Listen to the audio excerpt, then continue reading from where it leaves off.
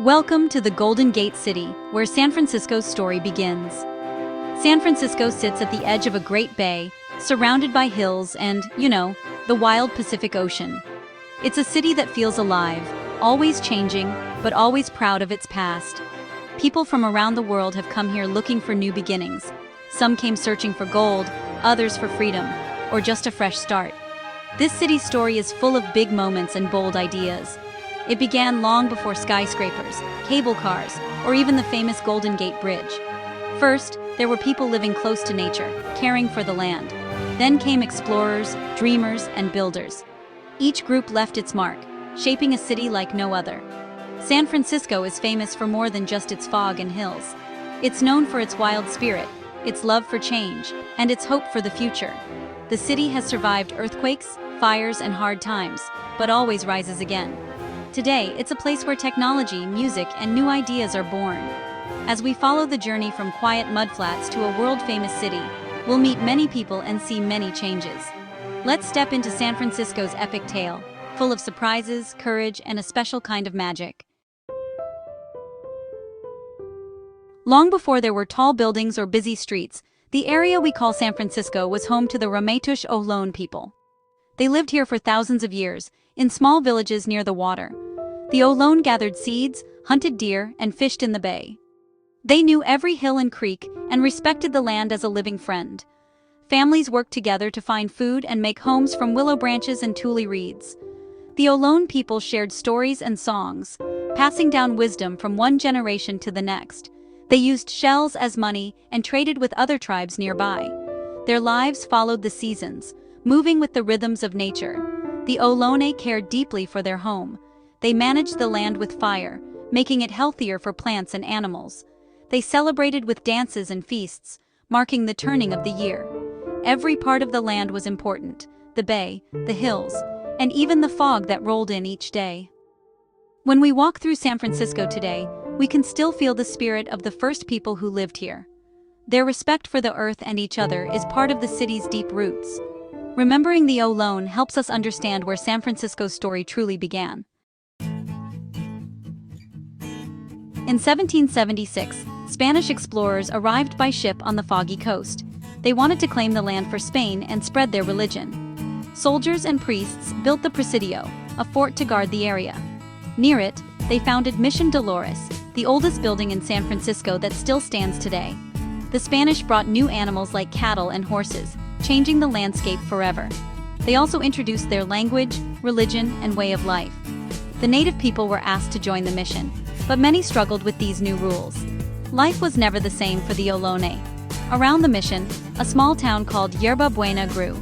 The Spanish built adobe houses and planted gardens.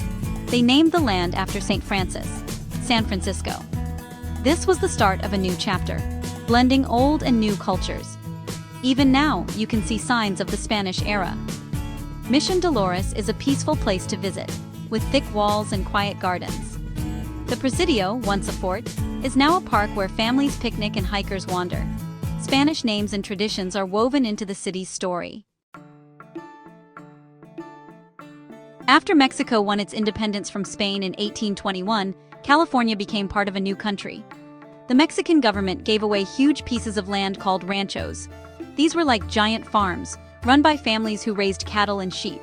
Ranchos covered the hills and valleys around San Francisco. Life on a rancho was hard work, but also full of celebrations.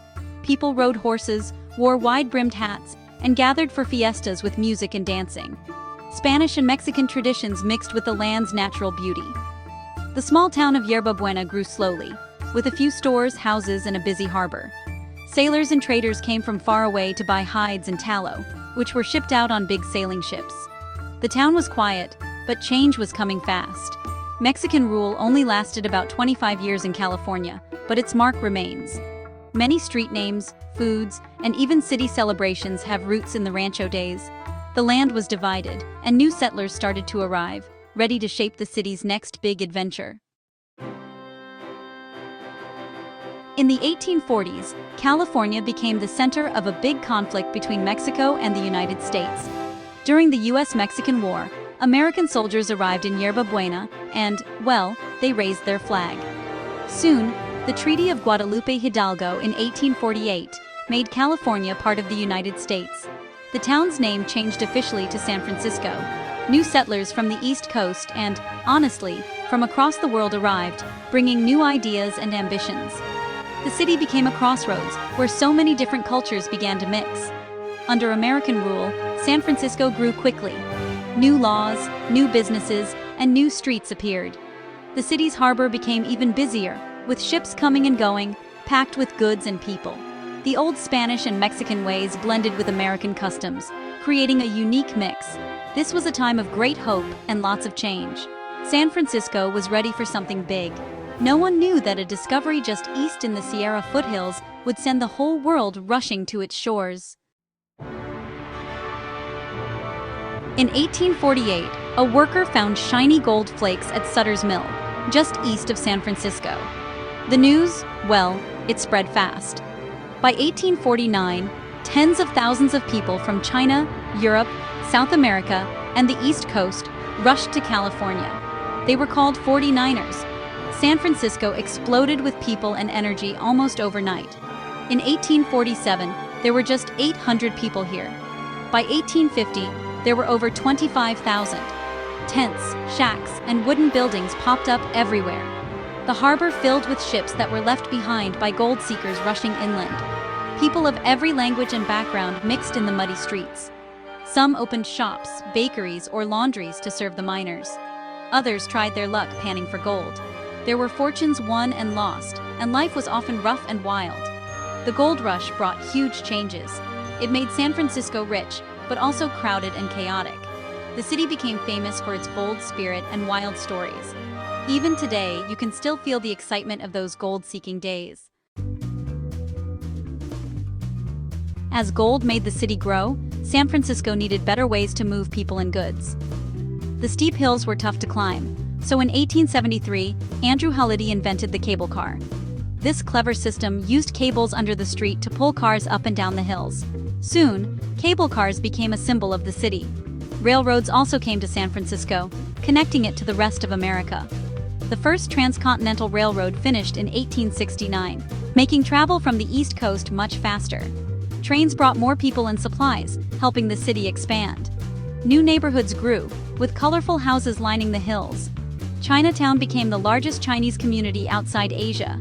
Italians, Irish, Germans, and many others made their homes here, adding to the city's diversity. San Francisco felt like a place where anyone could belong. The city was buzzing with life. Markets, theaters, and schools opened. Ferry boats crisscrossed the bay. With every new invention, San Francisco became more connected, lively, and exciting, a true city of opportunity. On April 18, 1906, disaster struck. A huge earthquake shook San Francisco, breaking water pipes and knocking down buildings. Fires started and spread fast, burning for days. Most of the city was destroyed, and over 3,000 people lost their lives. More than 200,000 were left homeless. But the people of San Francisco didn't give up. Neighbors helped each other, sharing food and shelter in parks and open spaces. Volunteers cleared rubble and rebuilt homes brick by brick. The city's leaders made big plans to rebuild streets, buildings, and parks even better than before. Within just a few years, San Francisco looked brand new. Grand buildings like City Hall rose from the ashes. The city even hosted a World's Fair, the Panama Pacific International Exposition, in 1915 to celebrate its comeback.